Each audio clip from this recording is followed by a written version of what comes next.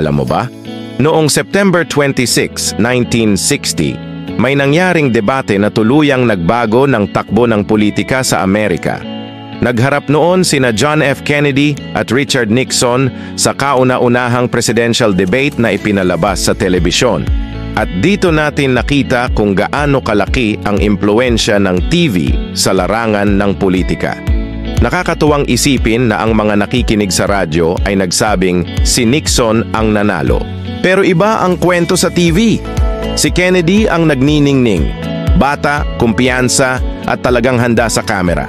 Para bang ang imahe ang naging susi sa tagumpay. Mula noon, hindi na lang salita ang labanan sa politika.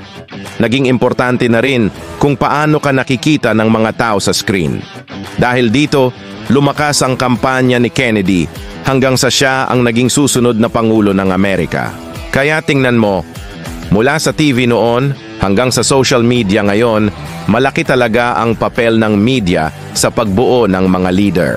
Kung gusto mo pang makarinig ng mga katulad na kwentong pangkasaysayan, i-follow mo lang ako para updated ka araw-araw.